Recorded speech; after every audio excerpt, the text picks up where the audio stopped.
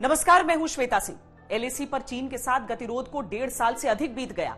इस बीच भारत ने कूटनीतिक, रणनीतिक और सामरिक रूप से चीन को लगातार करारा जवाब दिया है। चीन उत्तर, पूर्वोत्तर और पीओके में लगातार सक्रिय है और उसकी गतिविधियां कुछ बड़े संकेत दे रही हैं। आज हम उन्हीं संकेतों को डिकोड करने की कोशिश करेंगे कि क्या ये सर्दियां एलएसी पर कठिन होने वाली हैं? क्या चीन की बौखलाहट अगले कुछ महीनों में एलएसी पर बड़ी सैन्य कार्रवाई को निमंत्रण दे रही है?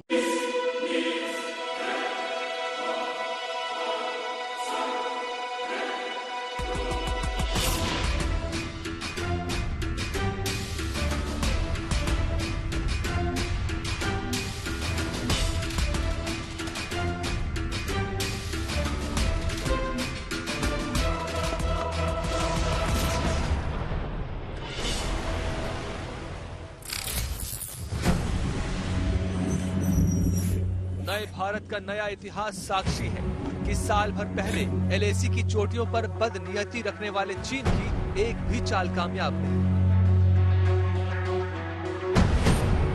2020 की सर्दी से पहले भारतीय सेना ने चीन को चुशूल सब सेक्टर की चोटियों से नीचे पटक दिया। लेह के द्वार चुशूल पर बुरी नजर रखने वाले चीन को ब्लैक टॉप, हेलमेट टॉप, मगर हिल, गुरुंग हिल, रेजांगला, रकिनला और स्पैंगुर गैप से खदेड़ दिया गया। चोटियों से ऊंचे हौसले वाली भारतीय सेना ने चोटियों पर अपना वर्चस्व कायम कर लिया। विस्तारवाद की पुरानी नीति पर चलने वाले चीन के अहंकार पर नए भारत का ये एक ऐसा वार था जिससे चीन कराह था।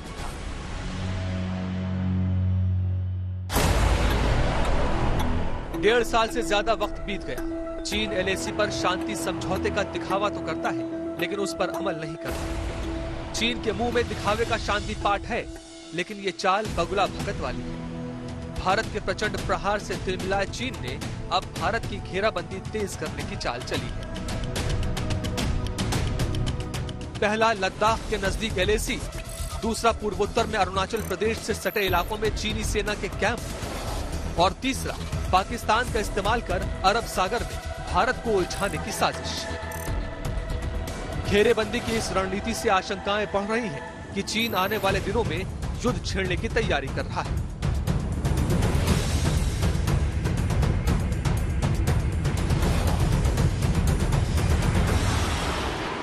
लद्दाख में कैंपेनिंग सीजन जो है वो अप्रैल से लेकर नवंबर तक है।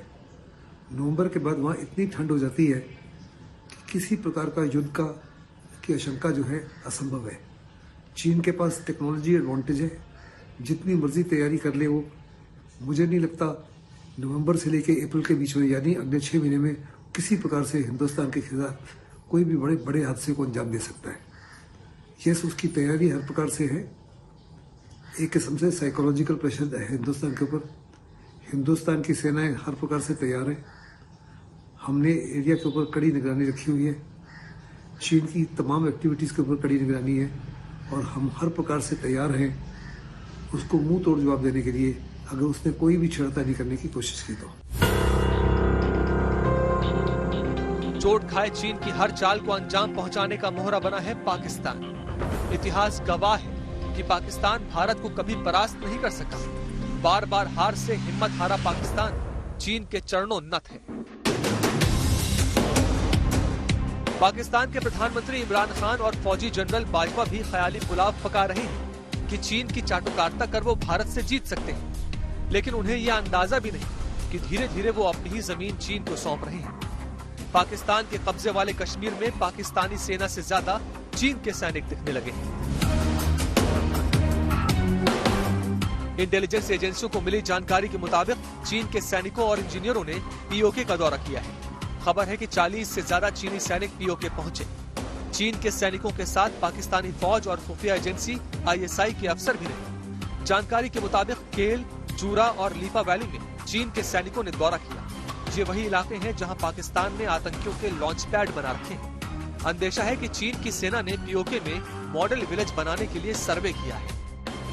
गलवान में हिंदुस्तान से पिछड़ने के बाद चीन की जबरदस्त कोशिश है कि पीओके के माध्यम से भी हिंदुस्तान को घेरा जाए।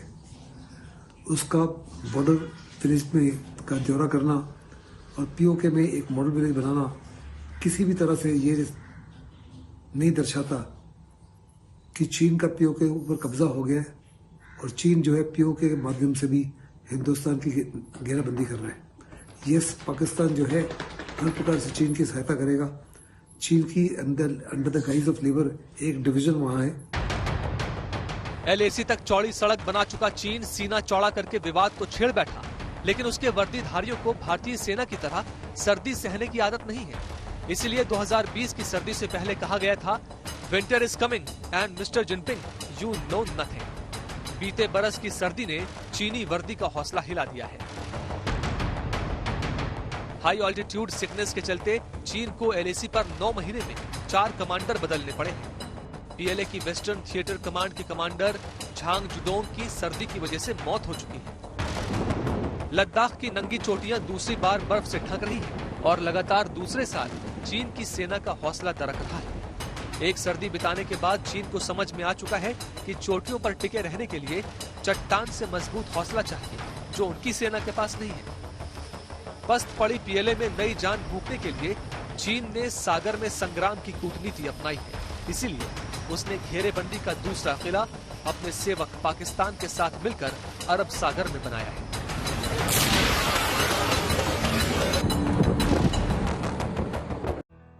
माओ अक्सर कहा करते थे कि युद्ध चीन के हित में। चीन युद्ध और शक्ति विस्तार के जरिए ही दुनिया में अपना दबदबा बना सकता है। माना जा रहा है कि जिनपिंग उसी सोच को लेकर आगे बढ़ने की कोशिश कर रहे हैं। दक्षिण चीन सागर में चीन ने द्वीपों पर कब्जा करके सैन्य अड्डे बना लिए हैं। अरब और हिंद महासागर में वो लगातार अपना दखल बढ़ा रहा है। भारत अपनी संप्रभुता के रक्षार्थ उसकी विस्तारवादी नीति के आड़े आ रहा है तो उसे अच्छा नहीं लग रहा। भारत को घेरने की बदनीयत से चीन पाकिस्तान को अपने मिलिट्री बेस की तरह इस्तेमाल कर रहा है और अब उसने पाकिस्तान को अपना खतरनाक युद्धपोत उपहार में देकर भारत पर दबाव बनाने की दिशा में नया दांव चला है।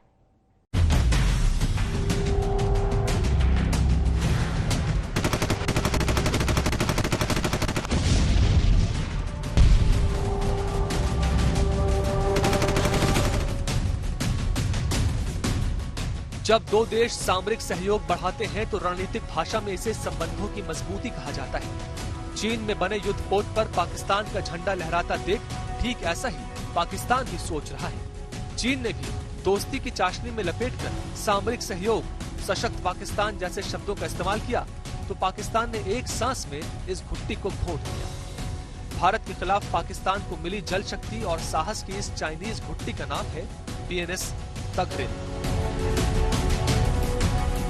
चीन ने 8 नवंबर को शंघाई में पाकिस्तान को पहला टाइप 54 युद्धपोत दिया है। पाकिस्तान ने इस जंगी जहाज को नाम दिया है PNS तगरिल।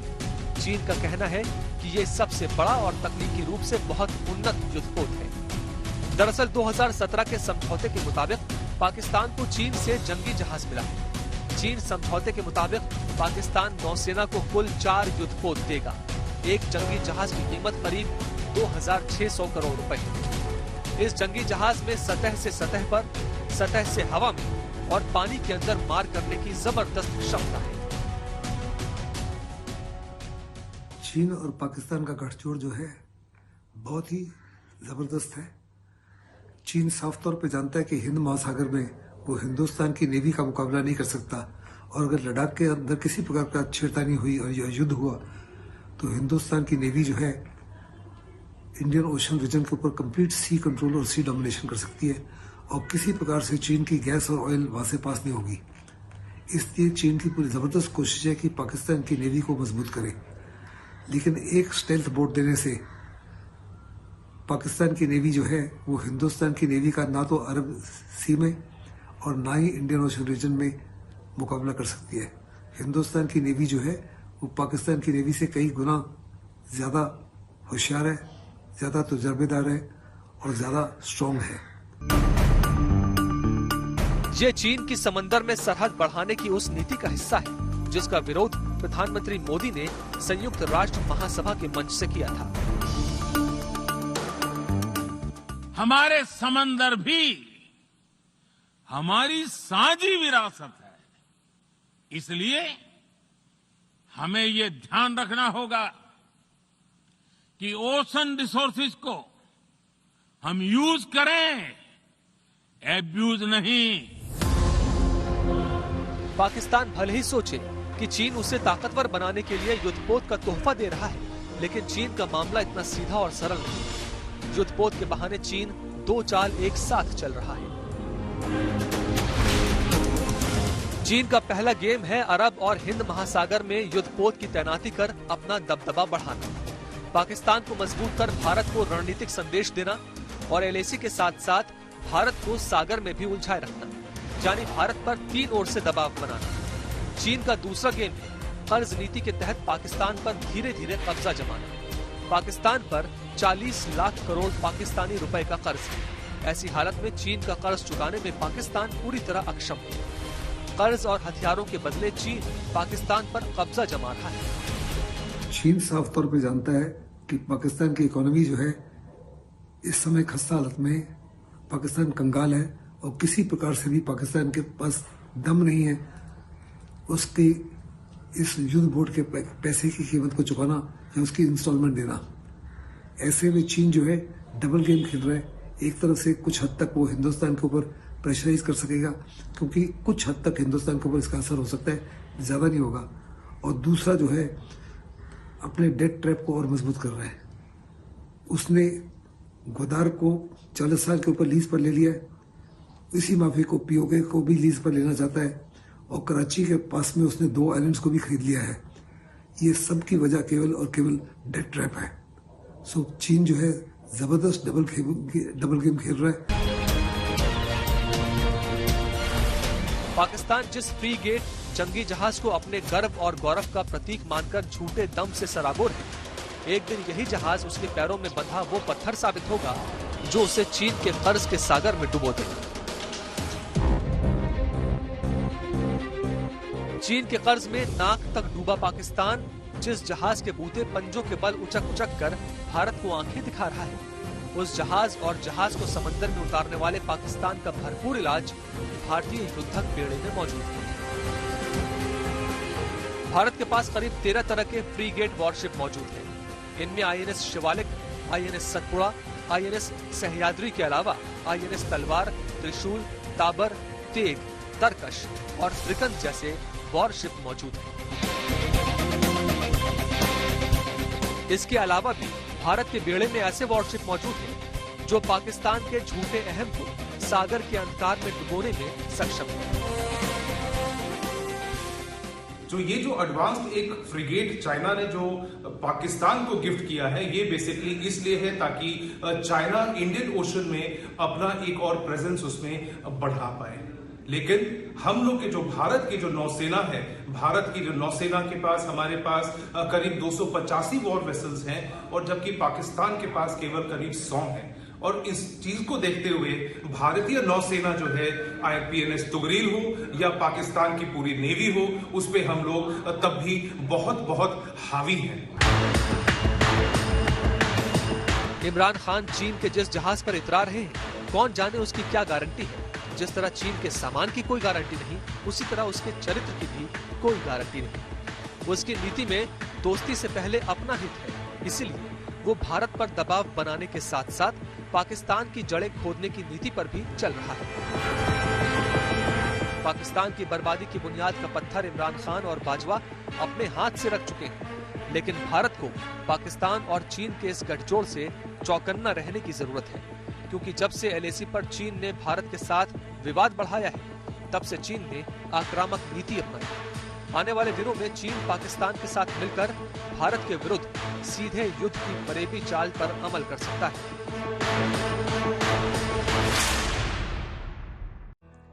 शी जिनपिंग की नीति है वन चाइना पॉलिसी के तहत चीन का वैश्विक विस्तार। अब चीन की कम्युनिस्ट पार्टी के इतिहास में सबसे बड़ी राजनीतिक घटना घट चुकी है। बतौर राष्ट्रपति शी जिनपिंग के तीसरे कार्यकाल का रास्ता साफ हो चुका है। निर्विवाद रूप से जिनपिंग अब चीन के सबसे शक्तिशाली नेता हैं और जब तक पार्टी में उनके वर्चस्व को चुनौती देने वाला नेता नहीं उभरता, तब तक उन्हें कुर्सी से कोई हटा नहीं सकता।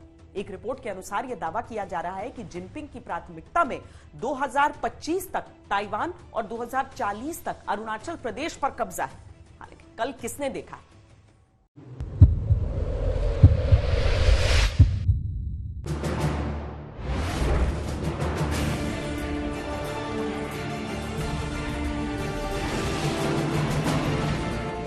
खतरनाक एनालिसिस ये भी हो रहा है कि चीन जो है अरुणाचल प्रदेश को भी 2040 में टारगेट कर सकता है।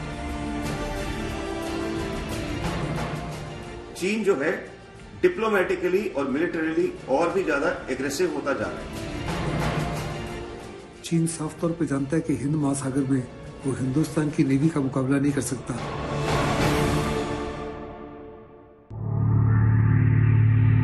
जिनपिंग जब तक जीवित हैं तब तक चीन की सत्ता उनकी मुट्ठी में है। जिनपिंग ने उस नियम को इतिहास बनाकर अपने नाम का इतिहास रच दिया जो कहता था कि कोई भी व्यक्ति 2 बार से ज्यादा राष्ट्रपति नहीं बन सकता।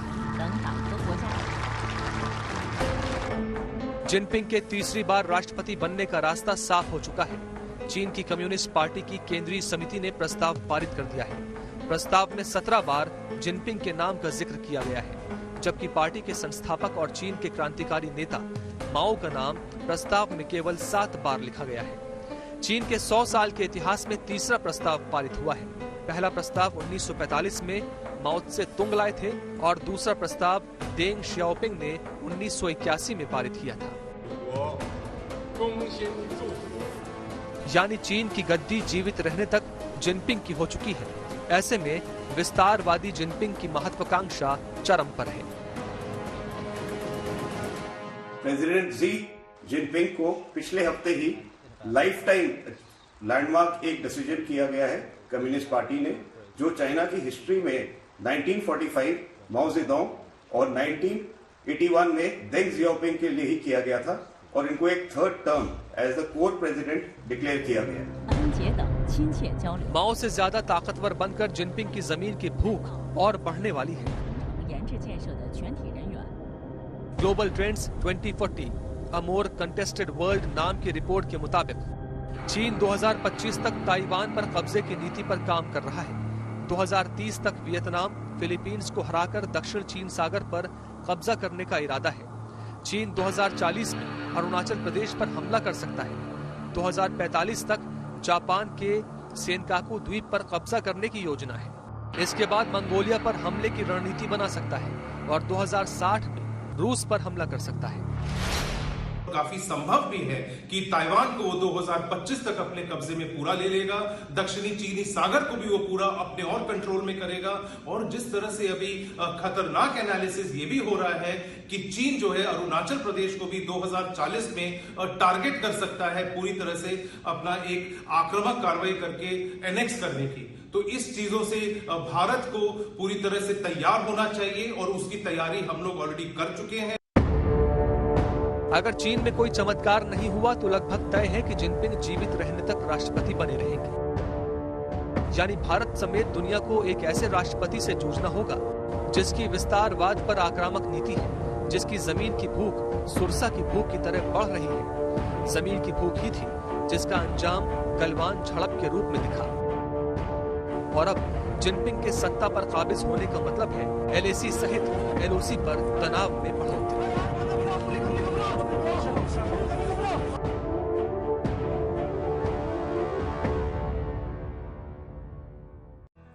जिनपिंग की नीतियों के चलते चीन की साख भी खूब गिरी है। पूरी दुनिया में चीन की छवि एक खलनायक की तरह उभरी है। यहां तक कि चीन के अंदर भी जिनपिंग के खिलाफ माहौल गर्म है। हालांकि अलोकतांत्रिक जिनपिंग प्रशासन हर आवाज को कुचल देता है। Chinese President Xi Jinping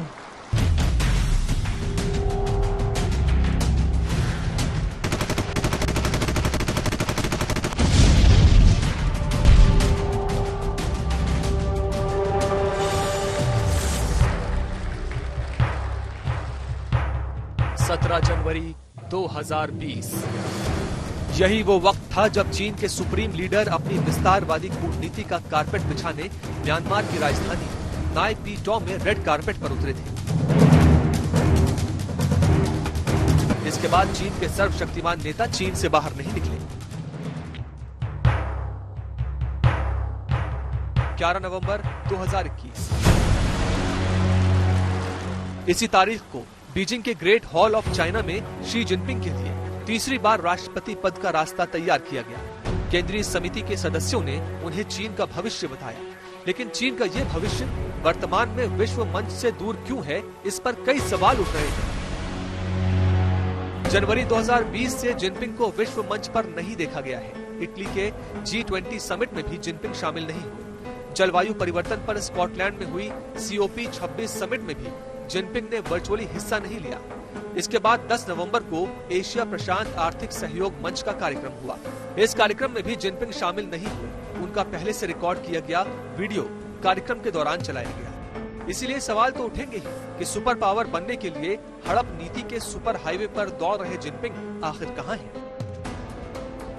सच्चाई तो कोई नहीं जानता, लेकिन कयास है कि जिनपिंग कोरोना महामारी के बाद दुनिया की आलोचना से बचने के लिए वैश्विक सम्मेलनों में शामिल होने से बच रहे हैं। कोरोना नियमों का हवाला देकर जिनपिंग विश्व बिरादरी के सामने नहीं आ रहे हैं। दूसरा कयास ये है कि जिनपिंग चीन के देश के भीतर अपने विरोधियों से निपटने में लगे हैं।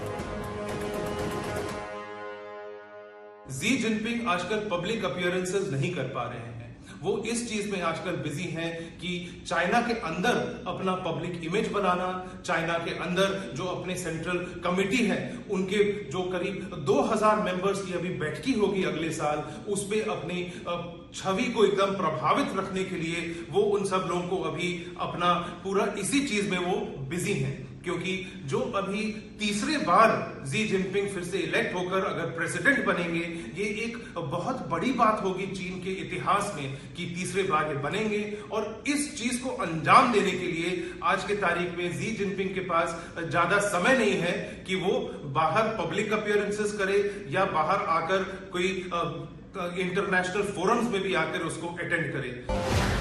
वजह चाहे जो हो, सवाल चाहे जितने हो, लेकिन चीन से इनके जवाब कोई नहीं मांग सकता।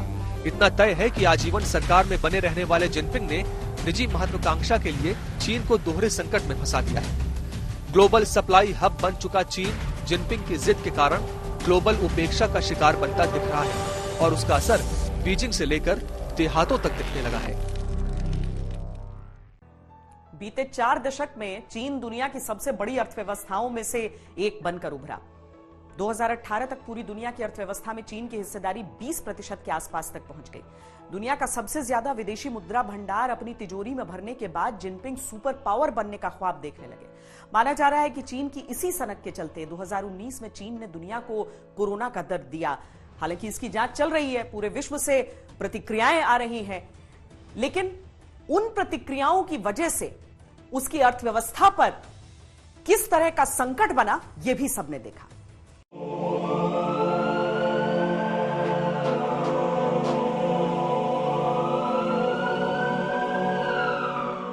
जब द्वितीय विश्व युद्ध हुआ था, तब भी इतने देश युद्ध से प्रभावित नहीं हुए थे जितने आज कोरोना की इस बीमारी से है। It comes from China. That's why. It comes from China. I want to be accurate. एक अनदेखा शत्रु, एक अनजान वायरस, जिसे चीन ने झूठ के पर्दे तले पाल पोस कर रखा और देखते देखते पूरी दुनिया में उसका प्रसार हो गया।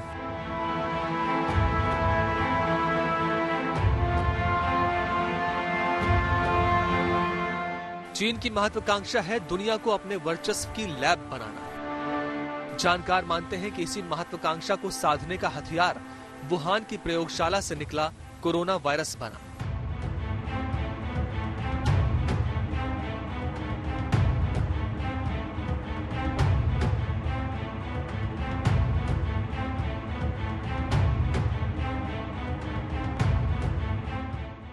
关于新冠病毒源头和传播途径问题，中方立场是明确的。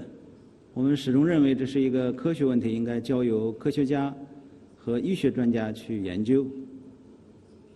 我想提醒你注意的是，世卫组织负责人已经多次表示，没有任何证据表明新冠病毒是在实验室产生的。世界上很多知名医学专家也都认为，所谓实验室泄露等说法毫无科学依据。流行性疾病是人类共同的敌人，国际社会只有合力应对，才能战而胜之。中方将继续与各国同舟共济，守望相助，携手赢得这场人类同重大传染病的斗争。 कोरोना वायरस को हथियार बनाकर चीन विश्व अर्थव्यवस्था को ध्वस्त करने की चाल चल रहा था, लेकिन चीन ने सोचा नहीं होगा कि उसकी विस्तारवादी कारगुजारियों पर चुप रहने वाले शक्तिशाली देश इसी एक वायरस की बदौलत उसके खिलाफ खड़े हो जाएंगे। कोरोना वायरस से हुई जन और धन हानि के चलते विश्व बिरादरी चीन के खिलाफ लामबंद हो गई। इसकी चोट चीन की अर्थव्यवस्था पर भी लगी और उसके भविष्य पर भी। इन दिनों जिनपिंग की जिद से चीन परेशान है। दरअसल कोयले की कमी से चीन में बिजली का संकट खड़ा हो गया, लेकिन क्वाड के सदस्य देश ऑस्ट्रेलिया से तनातनी के कारण चीन ने कोयला नहीं खरीदा। कोयले के बजाय रिजर्व डीजल भंडार से चीन ने बिजली बनाई। डीजल से बिजली बनाने पर डीजल की किल्लत होने लगी। डीजल की किल्लत हुई तो ट्रकों से जरूरी सामान की सप्लाई बाधित होने लगी। चीन सरकार ने जनता से खाने पीने की चीजें जमा करने को कह दिया। इसके बाद बीजिंग में मॉल के बाहर खाना जुटाने वालों की भीड़ जमा होने लगी। इससे पहले अक्टूबर के महीने में बाढ़ से चीन के कई राज्य प्रभावित हुए। चीन में बड़े पैमाने पर फसल बर्बाद हो चुकी है। चीन की महत्वाकांक्षा ने उसे दुनिया में अकेला कर दिया है। विश्व बिरादरी से चीन अलग थलग पड़ गया और ऐसे हालात में चीन के अंदर खाने पीने की चीजों तक का संकट गहरा सकता है। चाइना के अंदर आज की डेट में एक तो कोयला जो कि वो ऑस्ट्रेलिया से ही खरीदता था वो कम हो चुका है, और फूड ग्रेन्स खाने की भी कमी के काफी हद तक न्यूज आ रही है। इसकी वजह से और जो बाढ़ बहुत इस बार भयानक आई है चाइना के अंदर, तो इंटरनल जो रूरल पॉपुलेशन है चाइना की, उसके अंदर काफी अनरेस्ट और एंगर है। ये उस चीन का हाल है जो अपनी अर्थव्यवस्था का डंका पीटकर छोटे देशों को कर्ज नीति में उलझाकर दुनिया भर में अपने पांव पसारने की तिकड़म लगा रहा है। लेकिन इसी महत्वाकांक्षा ने चीन को इतना अकेला कर दिया कि दुनिया में उसका साथ देने के लिए अब बड़े और अमीर देश आगे नहीं आ रहे हैं। चालबाज चरित्र के चलते चीन दुनिया की निगाह में साइलेंट दुश्मन का दूसरा नाम बन चुका है। दुनिया का कोई शांति प्रिय देश उस पर भरोसा करने को तैयार नहीं है। युद्ध की रणनीति बनाने वाले जिनपिंग अब दोहरे दबाव से गुजर रहे हैं। उनके ऊपर चरमराती अर्थव्यवस्था, गहराते खाद्यान्न संकट का दबाव है, तो साथ ही बाहर से विश्व के नए शक्ति संगठनों का दबाव है। दुनिया की सप्लाई हब बन चुका चीन संदेह के घेरे में आने के बाद ग्लोबल कंपनियों की पहली पसंद नहीं रह गया। चीन के एक वायरस ने विश्व में ऐसा विध्वंस मचाया कि विश्व मंच शक्तियों का समीकरण ही बदल गया। जिस ग्लोबल विलेज में चीन का डंका बजता था, उसके मंच से चीन नदारद हो गया और अब विश्व नेताओं के हाथों में भारत का हाथ नजर आने लगा है। आज जब विश्व कोविड-19 पैंडेमिक से मुकाबला कर रहा है, तो क्वाड के रूप में हम एक बार फिर मिलकर मानवता के हित में जुटे हैं। हमारा quad vaccine initiative Indo Pacific देशों की बड़ी मदद करेगा। भारत देश की सीमाओं पर यदि कोई आंख उठाकर देखने की जरूरत करता है, उस समय भारतवासियों के अंदर, आप सबके अंदर जो स्वाभिमान का भाव जागृत होता है, वो व्यक्तिगत स्वाभिमान नहीं होता है, वो पारिवारिक सामाजिक स्वाभिमान नहीं होता है, और राष्ट्रीय स्वाभिमान का भाव होता है। प्रधानमंत्री मोदी ने देश को आपदा में अवसर का जो नारा दिया था, उसे अपनी नीति की बदौलत विश्व मंच पर साकार कर दिया। मोदी की इसी नीति की बदौलत जिनपिंग दोहरे दबाव से गुजर रहे हैं। कोरोना वायरस फैलने के बाद से वैश्विक संगठनों का चीन पर नीतिगत दबाव बना हुआ है। दक्षिण चीन सागर में चीन के वर्चस्व को पहली बार दुनिया से चुनौती मिल रही है। चीन अब ग्लोबल कंपनियों की पहली पसंद भी नहीं रह गया है। आईटी कंपनी याहू ने शर्तें लादने पर चीन में अपनी सेवाएं बंद कर दी हैं। साथ ही घरेलू कंपनियों पर सरकारी नियंत्रण से चीन के कारोबारी नाराज हैं। भारत में ईज ऑफ डूइंग बिजनेस को बढ़ावा दिया जा रहा है, लेकिन चीन के कारोबारी अपने ही देश में अपने गले पर सरकारी कटार की धार से त्रस्त हैं। साथियों, देश में बदलाव का वातावरण लाने, रैंक सुधारने के लक्ष्यों पर हम निरंतर राज्य सरकारों के साथ मिलकर के काम कर रहे हैं। कोऑपरेटिव कॉम्पिटिटिव फेडरलिज्म को और मजबूत करते हुए हमारी राज्य सरकारों ने इसमें पूरे उत्साह से भागीदारी की है।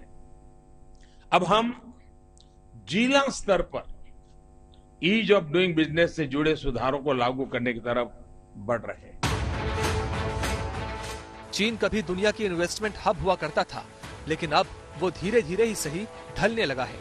जिनपिंग दुनिया के एंटी चीन सेंटिमेंट को समझ रहे हैं और घर के भीतर उग्र राष्ट्रवाद की आड़ में अपना संकट छिपाने की कोशिश कर रहे हैं। लेकिन आने वाले 6 महीनों में ये देखना दिलचस्प होगा कि जिनपिंग विश्व शक्ति के नए संगठनों के सामने भी आक्रामक रहने वाले हैं या फिर संकट काल में एकजुट होकर संगठन बनाने वाले देशों की रणनीति के आगे नतमस्तक होते हैं। चीन जैसे बंद देश से कोई भी सही और पूरी जानकारी बाहर आना नामुमकिन ही है। ये बात दुनिया ने तब और अच्छी तरह महसूस किया जब कोरोना वायरस ने धरती के आधे से ज्यादा देशों को चपेट में ले लिया। चीन दुनिया की निगाह में मानवता का दुश्मन बनकर उभरा और दुनिया ने लोकतंत्र और वासुदेव कुटुंबकम के भारत के मंत्र को समझना शुरू किया। आज जब विश्व कोविड-19 पैंडेमिक से मुकाबला कर रहा है, तो क्वाड के रूप में हम एक बार फिर मिलकर मानवता के हित में जुटे हैं। हमारा quad vaccine initiative Indo Pacific देशों की बड़ी मदद करेगा। दूरदर्शी नेता वो जो तुरंत मिलने वाले लाभ का लोभ छोड़कर भविष्य के लिए रास्ता तैयार करे। दुनिया कोरोना के संकट काल से गुजर रही थी, तभी प्रधानमंत्री नरेंद्र मोदी ने वर्तमान दुश्मन चीन से निपटने के लिए भविष्य का रास्ता तैयार करना शुरू कर दिया। अपनी साझा डेमोक्रेटिक वैल्यूज के आधार पर क्वाड ने पॉजिटिव सोच, पॉजिटिव अप्रोच के साथ आगे बढ़ने का निर्णय लिया है। कोरोना के संकट काल में भारत की नीति की बदौलत क्वाड देशों के दो संगठन मजबूत हुए हैं। ईस्ट एशियन क्वाड में भारत, अमेरिका, जापान, ऑस्ट्रेलिया साथ आए हैं, तो वेस्ट एशियन क्वाड में भारत, अमेरिका, इजराइल, यूएई साथ आए हैं। अब से पहले इन देशों का झुकाव चीन की ओर ज्यादा रहता था। जी जिनपिंग, जिनके अगेंस्ट भी इंटरनल काफी डिफरेंसेस हैं और इस हिस्टोरिक डिसीजन जो इनको 3rd टर्म के लिए भी कम्युनिस्ट पार्टी ने नियुक्त किया है, इसमें भी काफी डिसेंट्स हैं। चाइना का इंटरनल सिचुएशन भी जैसे दिखाया जा रहा है या दर्शाया जा रहा है वो इतना रोजी नहीं है। चाइना के अंदर ग्लोबल कंपनीज ने अपने बिजनेस प्रोजेक्ट्स को कम कर दिया है, नए प्रोजेक्ट्स बिल्कुल बंद कर दिए हैं और ज्यादा से ज्यादा कोशिश करी है कि उनको भारत, जापान, ताइवान जैसे देशों में या वियतनाम जैसे देशों में उनको मूव कर दिया जाए, शिफ्ट कर दिया जाए।